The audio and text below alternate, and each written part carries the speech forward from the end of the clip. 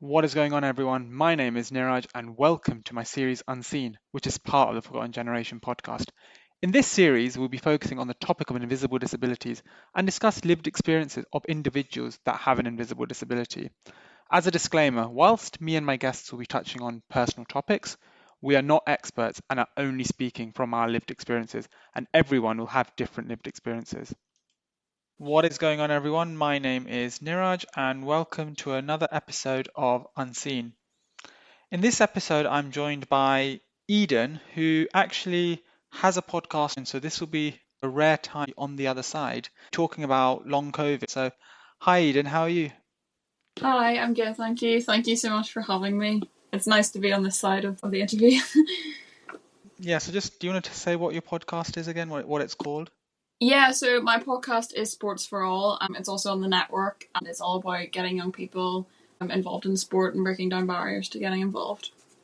Nice. Yeah, I love sports. I watch cricket, I watch football, I watch tennis, I play badminton, and I play squash. So I'm into sports. But yeah, thank you for your time and to share your experiences of long COVID. Do you want to kind of start by introducing yourself and share a bit about your experience with long COVID? So when you first contracted COVID, and at what point did you realize your symptoms weren't going away? Yeah, sure. So obviously, I'm Eden. I'm 21. I'm in Northern Ireland. So I got COVID in March 2022, and started to kind of just think it was a cold, like nothing too serious. And then the kind of scary symptoms started. So I started to get like palpitations, um, breathlessness, the fatigue. It all came quite quickly after that initial infection, within maybe a few weeks. And I was kind of in and out of hospital having tests done. Prior to that, I was really healthy. I was doing taekwondo 3 to 4 times a week, black belt. Really interested in like sports and going out with my friends. I'd also started my A levels, so I was about to do my exams that summer. So yeah, things were like my life was really busy and kind of active, and everything was always go on the go. And then obviously I got quite unwell quite quickly. It was really bad timing as well because I was due to sit my A level exams in the summer. So I didn't really get that time to kind of rest, and symptoms and stuff then escalated for me, and then I wasn't able to go to university in September as planned. And then yeah, that was kind of how it all started for me. Okay, so yeah, March 2022. I actually got COVID in February 2022, so a very similar time to you. So it's kind of interesting how I think March 2022 was, I think we were past the peak of the pandemic and was just well, we were kind of back to normal by then. So it's kind of interesting you got it after the peak. And kind of at what point did you realize, because obviously you said you were quite unwell, but at what point did you realize that your symptoms simply weren't going away? I think whenever there was a teacher that actually said to me, I didn't know anything about long COVID, like obviously, because it's such a new thing. And I was still not back at school after what, 5 weeks, 6 weeks at this point. And then when I actually did go back, the teacher said to me, "Oh, do you know anything about like long COVID?" And I was like, "No, I don't know what that is." And then I looked into it, and the symptoms and kind of the experiences of other people that I saw really aligned with me. And then that's kind of when I started looking into treatments and stuff, and getting like referrals privately. And my mom was really like proactive in that. But obviously, I was trying to revise for my A levels as well, so it was all kind of, it was just really new and like really scary. And I also, yeah, like I was falling asleep on the floor trying to revise for my exams. Like it was just not good being so unwell and having to balance school. And also like that kind of 18 celebration kind of thing as well, because a lot of my friends were turning 18 and having parties and like all the leaving stuff around school, all the social aspect. So yeah, it was really challenging, but I think initially I wasn't really sure what it was, and I think that teacher kind of saying, "Oh, this might be long COVID," and I was like, "Oh, I'll have to have a look into that." Was kind of how I kind of noticed. Okay, fine. Yeah, I think as you said, when you're 18, it's kind of, for a lot of people, it's kind of a pivotal time, like you're leaving to go to university, you've got your A levels. A lot of people have learned how to drive by then. Well, people learn when they're 17, so a lot of people will be kind of driving around by then. So as you said, it must be quite tough knowing what at that year when it's supposed to be quite a pivotal year for you, you actually were quite unwell at the time. So is that kind of accurate in that it was quite difficult mentally as well? Yeah, no, absolutely. I think, yeah, obviously the social aspect. Obviously, like I was doing taekwondo at that point, and I'd just got my assistant coaching qualification like a few weeks before I got sick. So yeah, and obviously things were starting to open up again after the pandemic, so there was more opportunities to travel and stuff like that. But yeah, I wasn't able to do that. So yeah, it was really, really hard. Thanks for that. And in terms of thinking about today, what are some of the main symptoms that you deal with on a day-to-day basis now, and how do those symptoms affect your energy, cognition, emotional well-being? Yeah, so obviously quite a lot of symptoms. I think they're a lot different from what they were initially. I initially had the breathing issues, which are still there, but just not as bad. I had a chronic cough, and yeah, these were like the kind of main ones. The fatigue was really hard to manage as well. And then I got reinfected actually, probably about a year and a half ago now, when I was at uni. So I managed to go to uni. I lasted 2 weeks and then got reinfected, and then things got a lot worse for me. I had to drop out. So now the symptoms have kind of changed quite a lot. So I get quite a lot of muscle pain.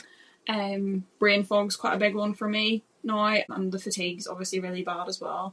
I have to be really careful about what I do each day. I'm quite limited in what I can and can't do. I have to rest quite a lot in between different activities. Obviously, it's a lot mentally, so I'm not able to do sport. I haven't been able to go to uni, can't do a full-time job, can't really have that kind of typical 21-year-old lifestyle. And I think the whole, like, I mean, it's been 3 years now, so I've learned how to kind of manage things a bit better than obviously at the start where it was so new to me and new to, yeah, there wasn't a lot of stuff out there about it. But now I think I've kind of worked out how to manage things a bit better, but it's definitely a struggle every day. I'm not going to sugarcoat it. It's really hard, but yeah, you have to kind of come to terms with that, I think. No, yeah, thanks for sharing that. I think from listening to you, I think two questions come to mind which I kind of want to follow up on is firstly, you talk about fatigue, and yeah, I know quite a lot of people that struggle with fatigue. In your case, is fatigue something that you know it's gonna like you can kind of prepare for it because it's quite there are signs of when you know it's going to come. So, for example, specific environments or specific activities which you know is going to lead to a greater chance of heavy fatigue? Or is fatigue, in your case, something which just comes out of the blue and it's a curveball and you just have to deal with it there and then? And the second question I have is obviously you talked about, when I think of being 21, it's either you're nearing the end of uni, you probably have a full-time job by then, starting your career maybe in a graduate scheme, all exciting stuff changes in your life, and how you said that you've not been able to do that because of your health. Do you feel that in your case it's similar to like a loss of independence? Yeah, I'll answer that question first. Yeah, definitely. I think, I mean, I'm so reliant on my parents, and it's quite crazy to kind of like experience that. Where as like obviously people want to move out and stuff whenever you're 21, and but yeah, I've definitely lost a lot of my independence, and I don't think I have really had that opportunity to kind of gain it because I was trying to learn how to drive at the time as well, and obviously that's a lot cognitively. So I haven't managed to be able to do that, and obviously that is such a big part of being able to have that independence and freedom. So yeah, that's definitely been an issue. And then in terms of the fatigue, it's so unpredictable. Like things definitely make it worse. So for example, if I have an appointment that will tire me out for the rest of the day, I won't be able to do anything. But some days I just wake up and I just can't move, which is really scary. Actually, some days you're kind of like, oh my gosh, like what is wrong with my body? But yeah, it's really hard to plan for it. Like sometimes like things might be okay. Like I could maybe do a couple Zoom meetings in a day, but other days I'll only be able to do maybe one or one big thing. Like I can only, if I was leaving the house, for example, I'd only be able to do one thing in a day. Otherwise, I'll be too tired to do anything the next day as well. So yeah, it's quite sporadic, but definitely there are some things that make it worse, like going out, socializing, that kind of thing. Okay, yeah. So it's, as you said, it's kind of a balance. There are some times where it's more predictable and you can kind of plan for it, and there are other times where it's less predictable and you can't plan for it. And what you just said there, like how going out, socializing kind of triggers your fatigue, but at the same time, I think for a lot of us, going out and socializing is very good for our well-being. So you've got those two things kind of clashing. Like it's good for your well-being, but it triggers fatigue. Is there a balance? How do you find a balance? Do you think a balance can exist in that? Yeah, I mean, it's so hard. It's really hard to get balance. I think, yeah, you just have to really plan everything out, which is also quite exhausting because you have to think about like what I can and can't do each day. But I think over time it gets a bit easier. Like I've started to get a bit better at managing how to kind of plan things out and get that balance. But yeah, I think it kind of helps that I've got quite a lot of friends who live like all over the place, so all across the country, so I can like meet them online and stuff. So there's not that expectation to have to go out every day and meet them. Yeah. Yeah, okay, yeah. I think I know with planning, like I try sometimes, yeah, to plan things out quite not rigidly, but plan things out in advance. It is quite difficult sometimes because when it's plans involving other people, you're dependent on other people's schedules, when they get back to you, how spontaneous they like to be. And it is quite tough. I guess in your case, even to, you want to plan everything out, but you're kind of relying on other people to kind of be on that same wavelength. Yeah, absolutely. And also my health as well, being able to like do the things on the day as well and not be worried about letting people down. I think that's a big one for me. Like, yeah, it's definitely something I struggle with quite a lot, like letting my friends down, letting my family down, that kind of thing. No, yeah, that makes sense. I mean, I think that's completely understandable. And kind of a follow, not necessarily a follow-up question, but when I think of long COVID, it's hard for me to kind of, because I don't have lived experience of it, or I don't know anyone with lived experience of long COVID, it's hard for me to like imagine it in my head. And I know with long COVID, it's not always visible and it sometimes fluctuates. So if you were to explain long COVID to someone that maybe doesn't know much about it, and especially when it's something which, it's not a simple condition, it's something which fluctuates and or isn't or not necessarily visible all the time, how do you explain it? Yeah, so it's definitely mega complex, especially because people have such varying degrees of symptoms. But I think, I mean, obviously, if you've been infected with COVID, it hasn't gone away, things have got worse. Like you will probably have long COVID, and a lot more people have it than probably actually do realize it, just with the nature of the different symptoms. But I think, in terms of how I would explain it, it's just like really debilitating a lot of the time for a lot of people.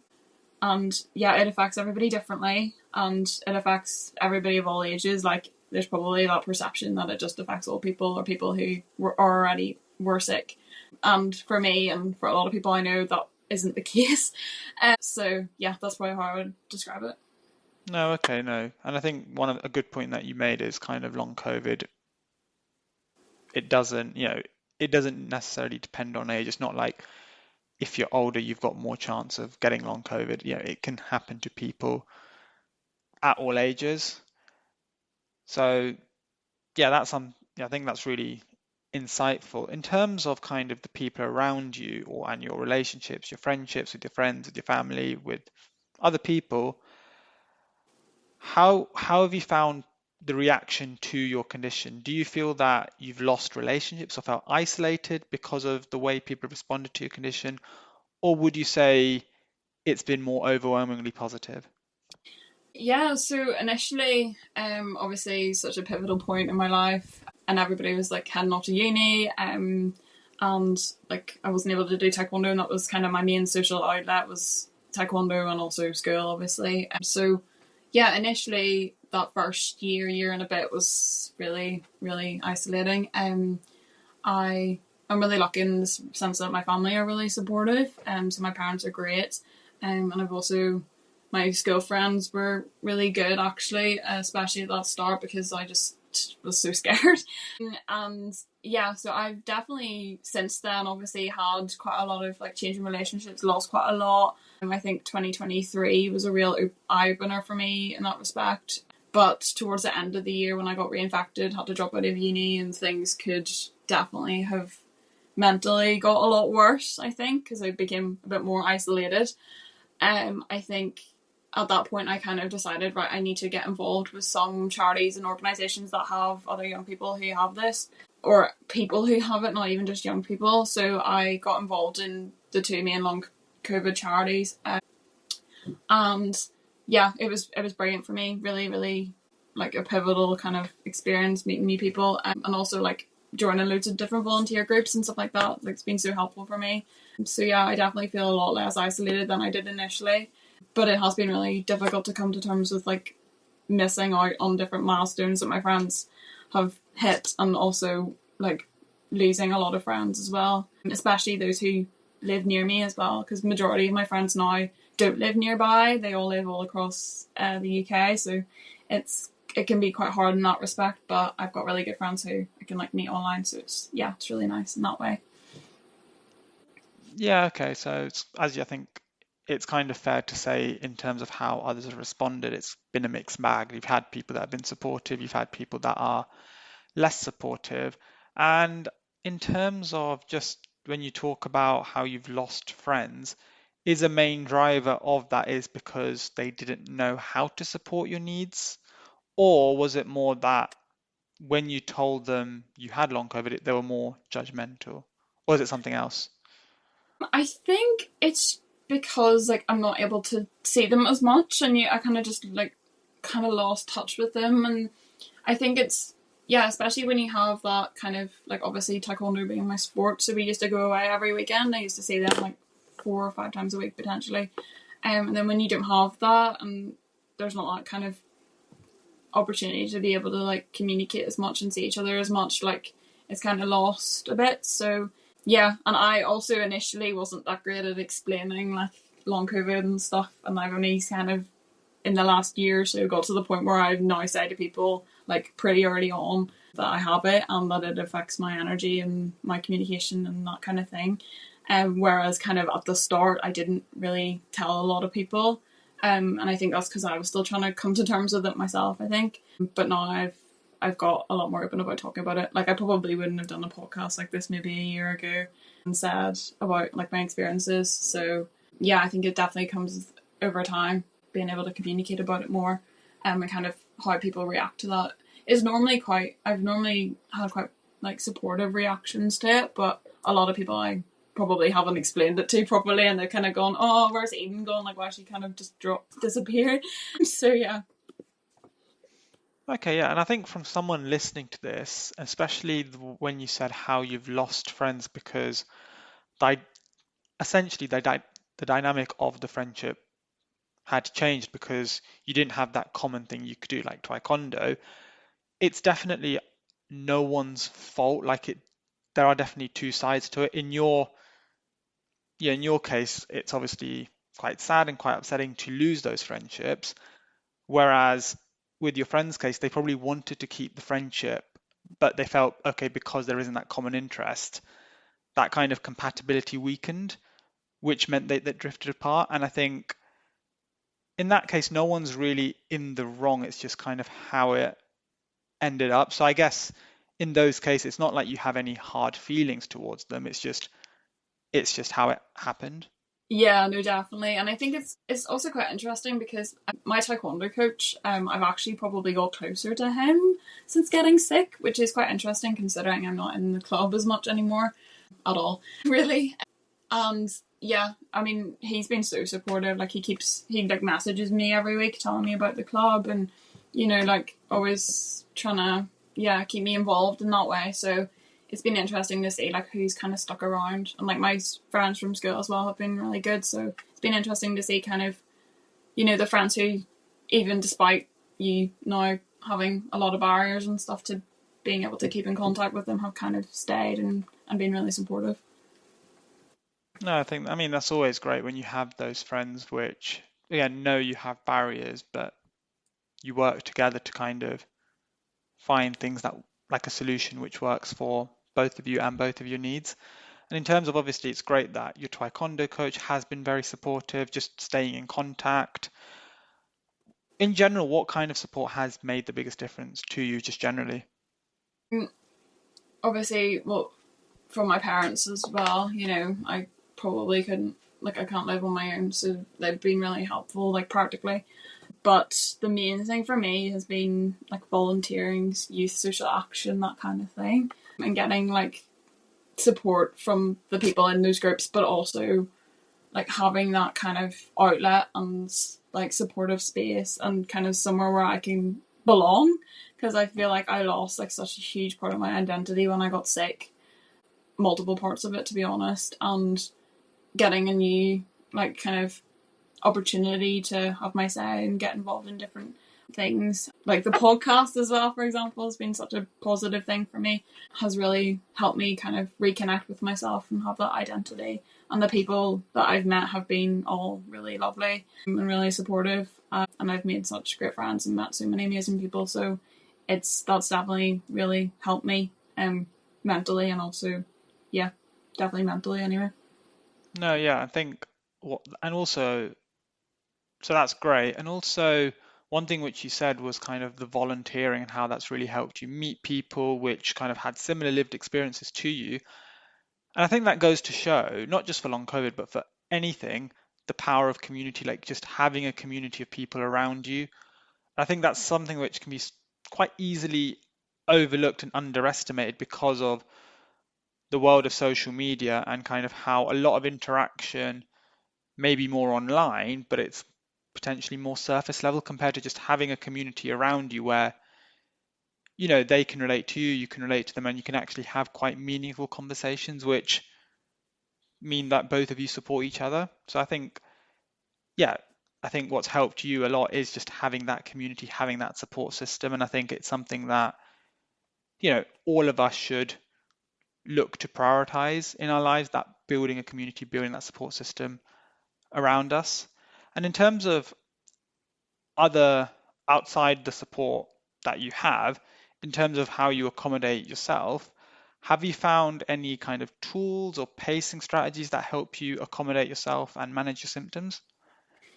Yeah, so in terms of like pacing and stuff, I think especially over the last year, I've learned how to say no a lot more, and I think that is so hard for people because you kind of just you just want to do everything, and you don't want to set those boundaries, but setting boundaries is so important, and it's really helped me not have as many kind of big crashes and big flare ups, and yeah, it's been really pivotal.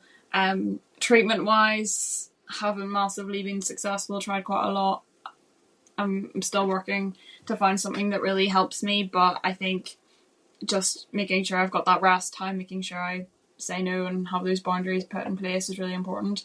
I think also reaching out to people when you're struggling as well is really important. It's really helped me, not just like for the practical support, but also mentally. And I think, these volunteering spaces, these new communities and stuff, and my friends and family, like it's really, really important that you have those people there and like say, oh, I'm having a really bad day, I might need a bit of extra support today, or sorry, I can't do this, can you maybe do it for me instead?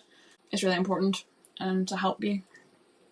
Yeah, I think that's, what that's great. And also kind of reaching out to people is just really important. Not just to tell them, oh, I'm struggling, I need extra help, but just reaching out to people in general, Yeah. just again, staying connected. And in terms of, when you reach out to people, is the most important thing when you reach out to them saying that you're struggling, is them just being a good listener? Because I think with something like long COVID, where it doesn't necessarily go away easily, kind of like giving advice on like practical advice on what to do can kind of be quite ineffective.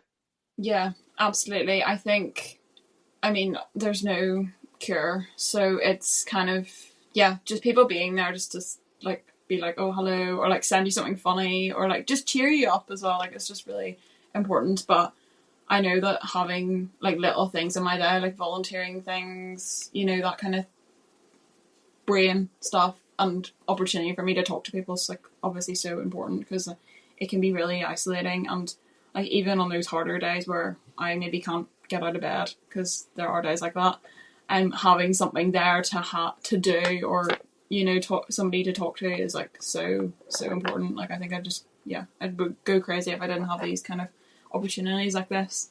I think it would be a lot harder. So yeah. No, definitely. And yeah, if you don't mind me asking, what sort of volunteering do you do? Yeah, so I'm obviously quite involved in the long COVID charity, so long COVID kids and long COVID support. I do quite a lot of different things. I write blogs and stuff for a lot of different charities. Yeah, I've done loads over the last like 3 years, which is quite interesting to see how. Yeah, I didn't have a lot of confidence like when I started, and I was not very like extra. I was extroverted, but I didn't have the confidence to be able to speak about experiences or anything like this, or like write anything. Certainly wouldn't have had my own podcast or been interviewed on any podcast. This kind of thing would not have happened 4 years ago. So yeah, I definitely have so many different opportunities to step out of my comfort zone. I'm also an I Will ambassador as well, and I think that being part of I Will has been like so good for me. To be able to like do different opportunities and develop my skills, and I make some really amazing friends as well. Amazing. And I think what's great about opportunities like that, like the podcast, like the I Will opportunity, the volunteering, is it gives you a purpose when you wake up every day. Because I think one of the worst things is when you wake up feeling that there's nothing that you're looking forward to that day, that you don't have, let's say, a purpose or a goal or a target to work towards. So I think having those opportunities, I think, really helps with just generally feeling like you can kind of enjoy life and like thrive still, rather than just getting through the day. Yeah, absolutely. Yeah, it's definitely so important. And you learn so much like about yourself. Like I've definitely really come out of my comfort zone a lot of times over the last few years, and being able to do so many things that I probably wouldn't have had the opportunity to do if I hadn't got sick. So yeah, it's been incredible, really. No, that's great. And yeah, I think the way you've kind of approached kind of I don't know if diagnosis is the right word, Yeah. but having long COVID and kind of how you've kind of got good support around you, the sort of stuff that you do to kind of work around your needs is great. In terms of just a closing question, which might be a bit left field for a closing question, is obviously you spoke about the emotional challenges, and I think one of them is falls under that umbrella term of loss of independence. Not, you see other friends the same age achieving those milestones, and it's almost, that's where that loss of independence may feel more stronger, because kind of those doubts on whether you hit those milestones yourself. So obviously, having long COVID is emotionally tough. Do you want to, talk about how, despite that, how you kind of go about reframing your mindset and showing gratitude? And the reason I ask this question is, I think it's quite it would be very helpful for kind of the audience to know about kind of people that have gone through kind of emotional, like real challenges, but still are able to kind of have a positive mindset, kind of show gratitude and still manage to thrive. So yeah, kind of just wanted to get your thoughts on how you go about reframing your mindset and showing gratitude. Yeah, I mean, I think it definitely comes over time. I think, like whenever I first got sick, everything was quite like a lot, and I was really kind of struggling with the little things to be grateful for. But yeah, I think just like reflecting at the end of every day, like even if the biggest thing you've done that day is like get dressed, like that is a big thing. And I think just reflecting on your day every day, and kind of seeing what little things have happened that day is really keeps it in perspective. And I think over time, seeing those patterns, you will see the kind of things that you are grateful for. And I know personally, I do this thing every week where I write down every week what have been my highlights of the week. And sometimes they're quite small, and sometimes maybe they're a bit bigger, like recording an episode for my podcast or something like that. So I think just reflecting on what you can do is really important, even if it might feel like the smallest thing in the world. It's really important to keep a perspective and just remember that you're trying your best, because it's not an easy thing to deal with.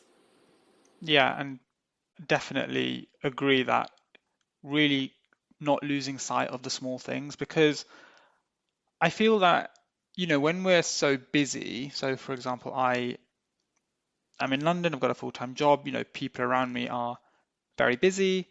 It can be quite hard to, you can, if I repeat that, it can be quite easy to lose sight of those small things, that it almost feels that we'll only notice something if it's quite a big thing. But I Yeah. think, making, sometimes the small things are just as important as the big things. And actually, when you look back, and I found this in particular with traveling, the things I remember more are actually the small things, the interactions I have with people, rather than the massive bucket list things.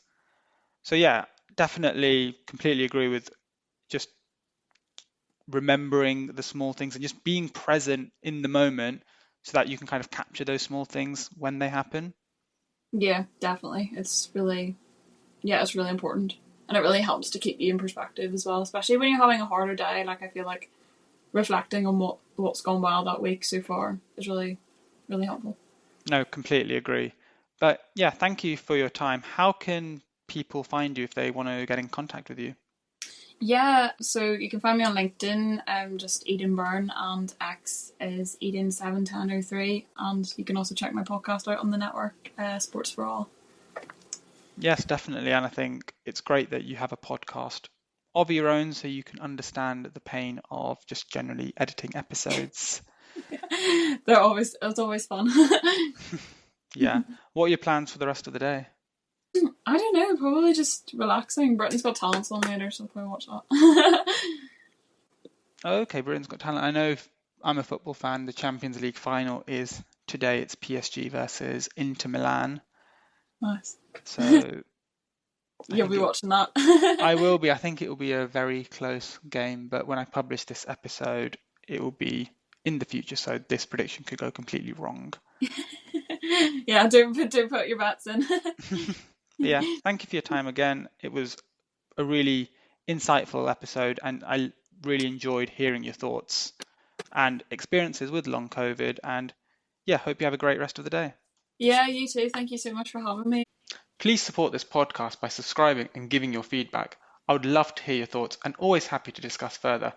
To get in contact, you can find me on Instagram on Niraj/travels.